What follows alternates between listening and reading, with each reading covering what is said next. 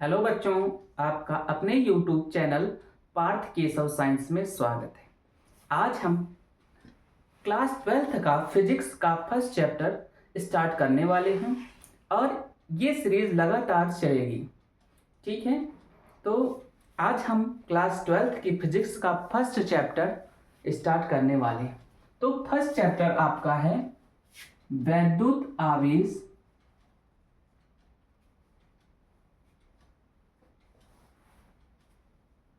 तथा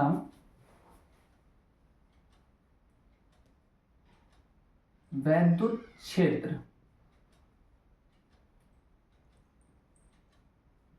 ये फिजिक्स का फर्स्ट चैप्टर आपका वैद्युत आवेश तथा वैद्युत क्षेत्र है। देखिए, आपका जो फिजिक्स का फर्स्ट यूनिट है उसको बोलते हैं इलेक्ट्रोस्टैटिक। क्या बोलते हैं? इलेक्ट्रोस्टैटिक, यानी कि स्थिर वैद्युतिकी। Electrostatic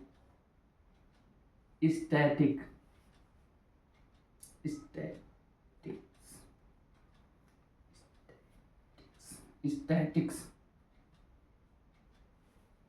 electrostatics.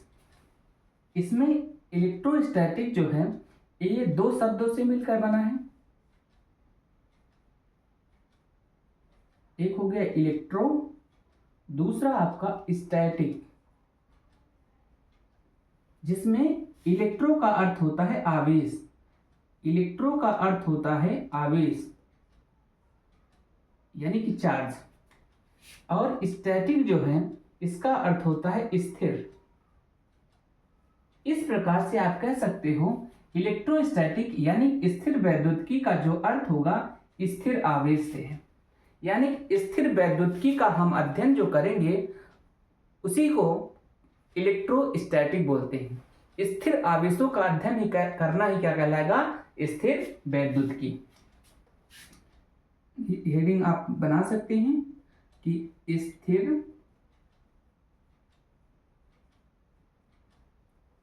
वैद्युतिकी। तो स्थिर वैद्युतिकी क्या है? इसमें कह सकते हो स्थिर आवेशों का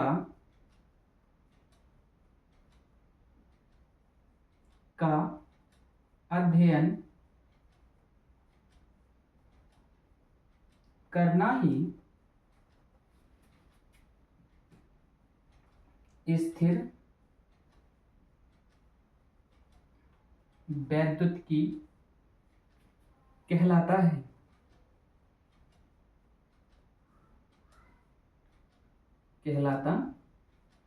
है। देखिए, जो इलेक्ट्रोस्टैटिक है दो शब्दों से मिलकर बना है, इलेक्ट्रो और स्टैटिक्स।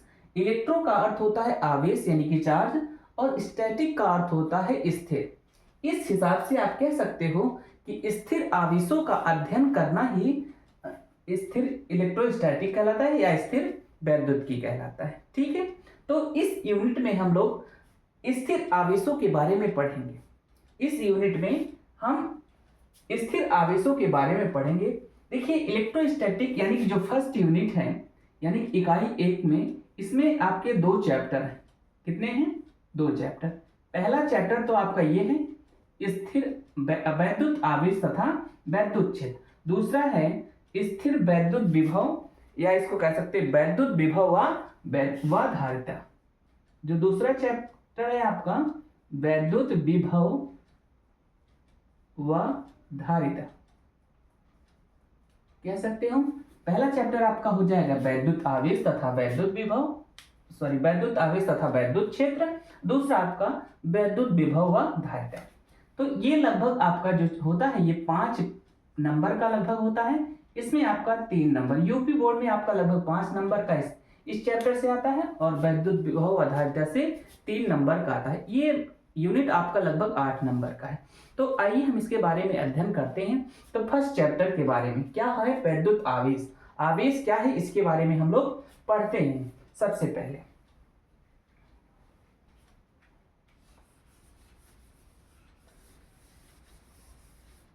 लिख लो जिसको लिखना हो।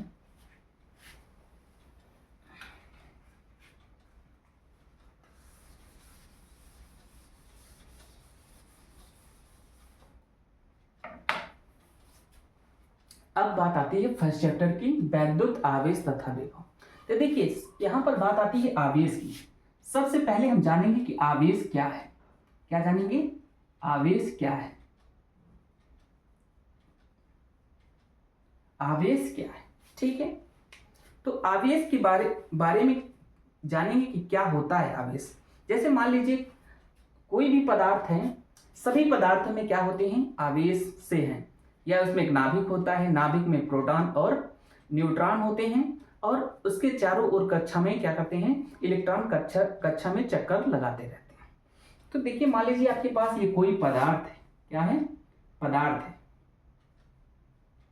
ये कोई पदार्थ है।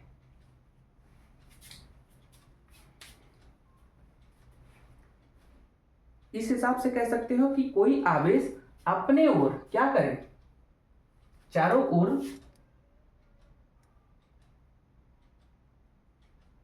अपने चारों ओर या तो वो क्या करे? वैद्युत क्षेत्र उत्पन्न करे। वैद्युत क्षेत्र उत्पन्न करे,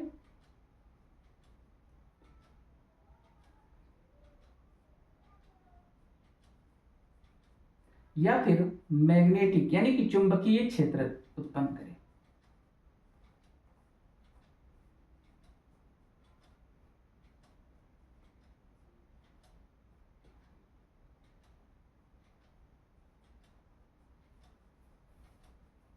देखिए अगर कोई पदार्थ अपने चारों ओर वैद्युत क्षेत्र उत्पन्न करे या चुंबकीय क्षेत्र उत्पन्न करे, तो इस गुण को ही क्या बोलते हैं? आवेश।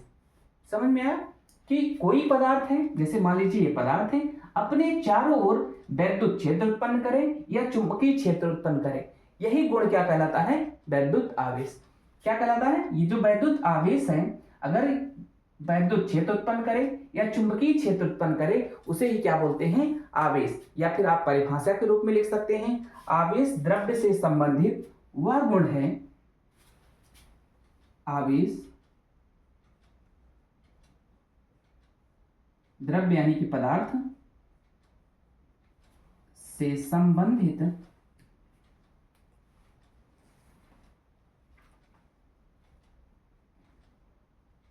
वह गुण है जो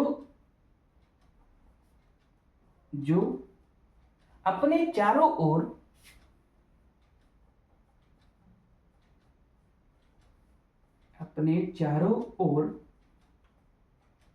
वैद्युत क्षेत्र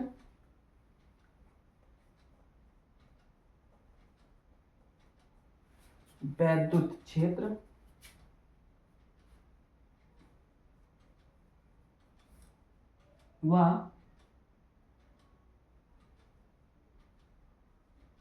चुंबकीय क्षेत्र उत्पन्न करता है। इस हिसाब से ये कोई वो नहीं है, ये एक हिसाब से आप कह सकते हो कि आवेश द्रव्य से संबंधित एक प्रकार का गुण है। जैसे किसी ना किसी चीज का गुण होता है, उसी हिसाब से ये पदार्थ का एक गुण है। किसी भी पदार्थ का एक गुण है जिससे क्या होता है? आवेश अपने चारों ओर, पदार्थ अपने चारों ओर चुंबकीय क्षेत्र या वैद्युत क्षेत्र उत्पन्न करता है। ठीक है, यहां तक समझ में आया? ठीक है, तो अब आगे बनाइएगा आप हेडिंग मोशन ऑफ चार्ज, यानी कि आवेश की गति। आवेश की गति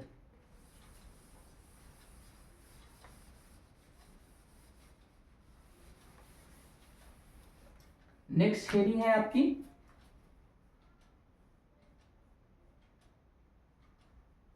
आवेश की गति।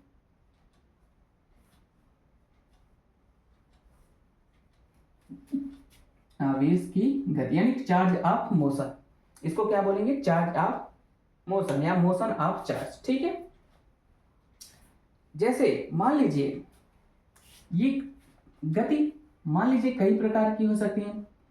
जो आवेश है, मान लीजिए इस एक समान गति से आवेश कर रहा हो या आवेश स्थिर हो, तो यहां से मान लीजिए आपका जो चार्ज है वो स्थिर है। कैसा है? कोई आवेश गति नहीं कर रहा है, यानी कि आपका रेस्ट चार्ज है। कैसा है? रेस्ट चार्ज, विराम आवेश।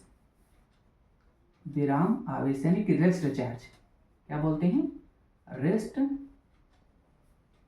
चार्ज, रेस्ट चार्ज, ठीक है। विराम आवेश, अगर मान लीजिए कोई वस्तु है, कोई पदार्थ है, कोई पदार्थ है, ठीक है, कोई ये पदार्थ है, ठीक है, जो क्या है, वो गति नहीं कर रहा है, क्या कर रहा है, स्थिर है, कैसा है, स्थिर है। तब जो इसमें इसके चारों ओर जो क्षेत्र उत्पन्न होगा वो क्या होगा, केवल वैद्युत आवेश होगा, कैसा होगा, वैद्युत क्षेत्र होगा, क्या उत्पन्न करेगा, वैद्युत क्षेत्र।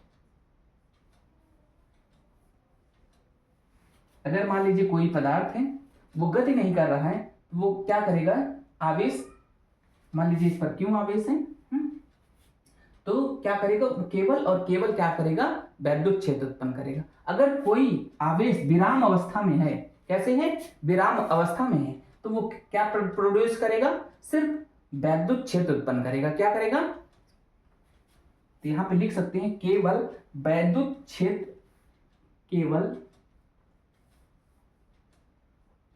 वैद्युत क्षेत्र उत्पन्न करेगा या करता है, जैसे भी लिखो।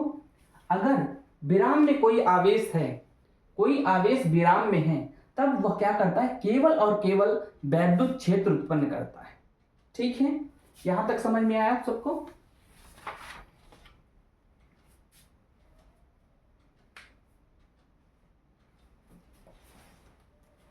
ठीक है।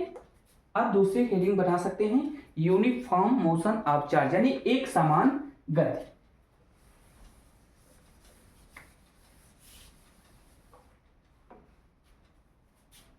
अगली हेडिंग आपकी दूसरी,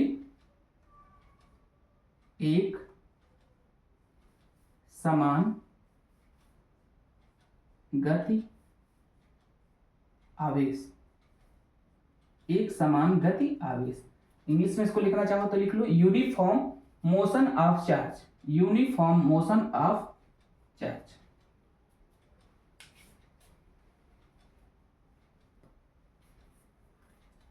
ठीक है, लिख लिया। तो देखिए, अगर कोई आवेश है वो आपका नियत वेग से गति कर रहा है, नियत का मतलब कांस्टेंट, एक समान गति से, अगर कोई आवेश एक समान गति से क्या करे, वो गति करे, एक समान गति से गति करे, तब वो क्या करता है, वैद्युत क्षेत्र भी उत्पन्न करता है और चुंबकीय क्षेत्र भी उत्पन्न करता है, ठीक है। अगर मान लीजिए कोई आवेश है वो समान गति से क्या करे, गति करे, यानी कि b कैसा हो, नियत हो, यानी कि कांस्टेंट हो, अगर इस प्रकार से गति करता है तब उसमें जो उत्पन्न होगा वो, उसमें आपका वैद्युत क्षेत्र भी उत्पन्न होगा और चुंबकीय क्षेत्र दोनों उत्पन्न होता है, वैद्युत क्षेत्र भी उत्पन्न होता है और दूसरा चुंबकीय क्षेत्र,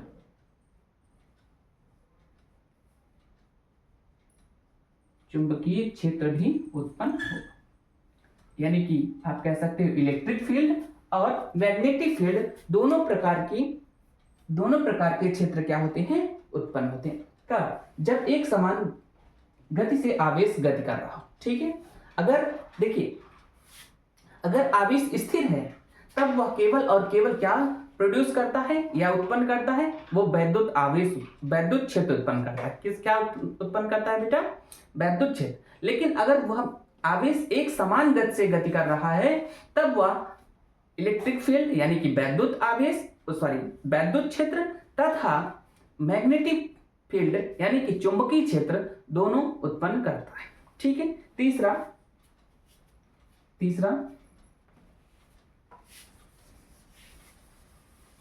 तीसरा, जब कोई त्वरित गति से कर रहा हो, जब कोई आवेश कैसा हो, त्वरित गति से गति कर रहा हो, तो जब त्वरित गति से कर रहा हो, जब आवेश त्वरित गति से या त्वरित गति कर रहा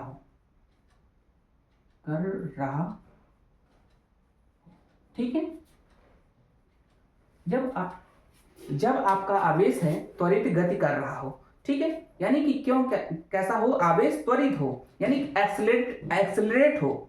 जैसे आप लोग देखते होंगे, नई बाइक लेते हैं तो 4-5 लोग आप लोग बैठा लेते हो दोस्तों को और बोलते हैं कि भैया थोड़ा सा एक्सीलेटर दीजिए, भगाइए, एक्सीलेट, मतलब वो कैसा करें, त्वरित करने के लिए बोलते हैं जिससे स्पीड बढ़ जाए। तो त्वरित करने पर यानी कि जब त्वरित गति से गति करता है तब उसमें वैद्युत चुंबकीय तरंगे उत्पन्न होती।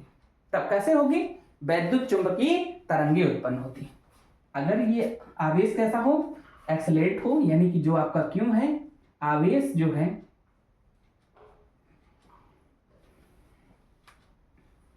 आवेश हो वो कैसा हो, त्वरित हो। कैसे हो, त्वरित, यानी एक्सेलरेट करें, तब जो आपका उत्पन्न होगा उसमें गुण, वह किस प्रकार का गुण उत्पन्न होगा उसमें, तो सिर्फ उसमें वैद्युत चुंबकीय तरंगे उत्पन्न होंगी, यानी कि इलेक्ट्रिक मैग्नेटिक वेव्स होंगी, विद्युत चुंबकीय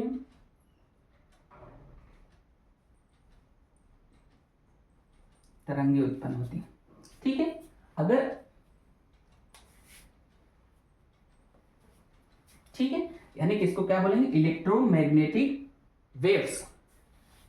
जब अगर आवेश आपका स्थिर हो तब वह केवल और केवल वैद्युत क्षेत्र उत्पन्न करता है। लेकिन अगर वही चीज अगर एक समान गति से आवेश गति कर रहा हो तब वहां पर वो आवेश वैद्युत क्षेत्र तथा मैग्नेटिक यानी कि चुंबकीय क्षेत्र दोनों उत्पन्न करता है। लेकिन अगर यही बात किया जाए जब आवेश त्वरित गति से गति कर रहा हो यानी कि एक्सेलरेट किया जाए तब वहां पर जो होंगी वो विद्युत चुंबकीय तरंगे उत्पन्न होंगी। ठीक है, तो यहां तक समझ में आया आप सभी को? ठीक है,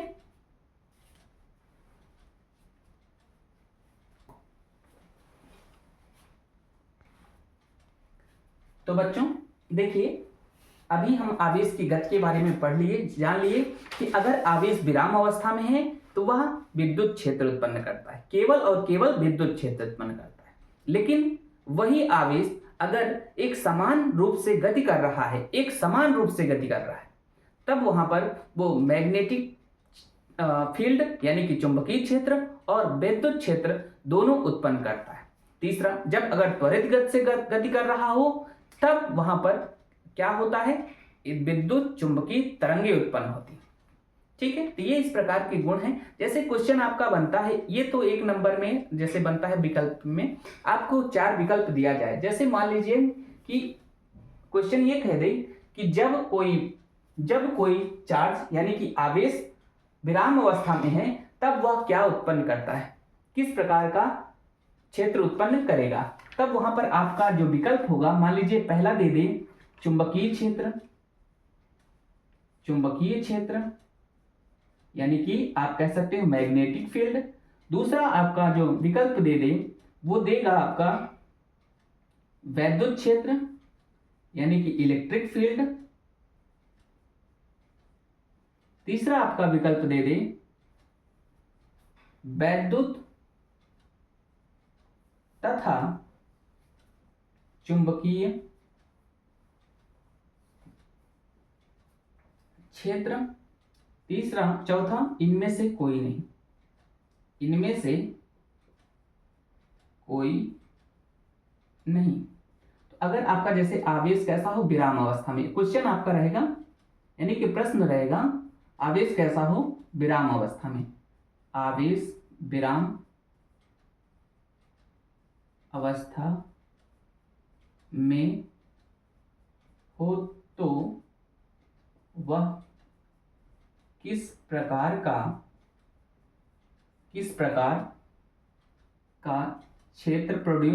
क्षेत्र किस प्रकार का क्षेत्र उत्पन्न करता है, उत्पन्न करेगा।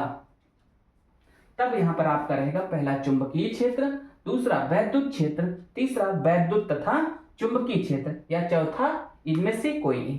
तब अभी मैंने बताया कि जब कोई आवेश विराम अवस्था में है तब वह केवल और केवल वैद्युत क्षेत्र प्रोड्यूस करता है यानी कि उत्पन्न करता है। तो ये आपका जो विकल्प होगा, विकल्प नंबर सेकंड, वो सही हो जाएगा। इसी प्रकार से दूसरा क्वेश्चन आपका, प्रश्न दूसरा आ जाए। प्रश्न दूसरा क्या, कि जब आवेश एक समान गति से गति कर रहा हो, मिटा दें थोड़ा सा,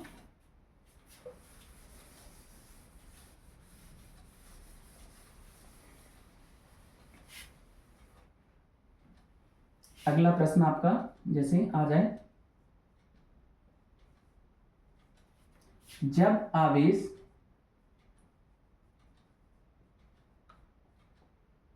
एक समान गति से गति कर रहा हो, एक समान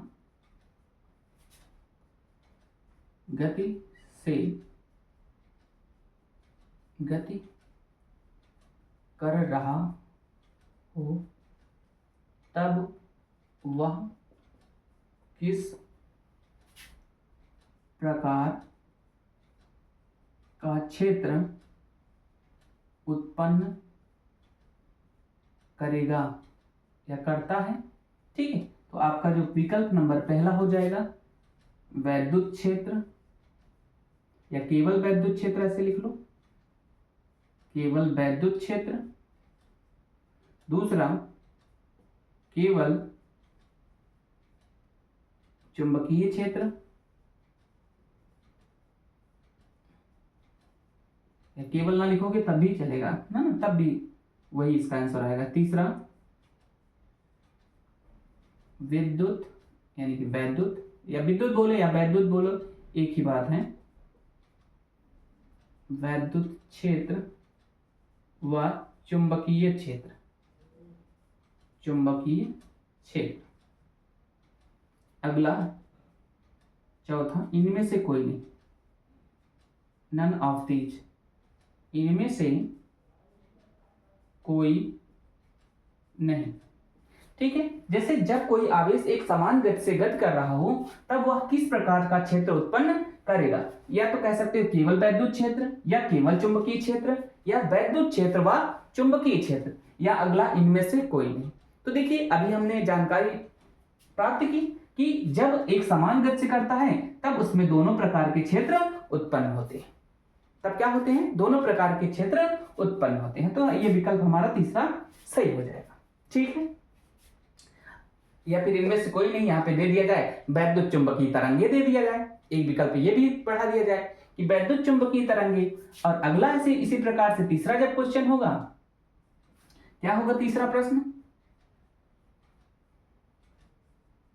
प्रश्न तीसरा क्या है, जब आवेश त्वरित गति से गति कर रहा हो, जब आवेश त्वरित गति से गति कर रहा हो, तब वह किस प्रकार का क्षेत्र उत्पन्न करेगा। तब यहां से पहला विकल्प आपका वैद्युत क्षेत्र, दूसरा मैग्नेटिक क्षेत्र, चुंबकीय क्षेत्र, अगला फर्स्ट व सेकंड दोनों, चौथा आपका वैद्युत चुंबकीय तरंगे,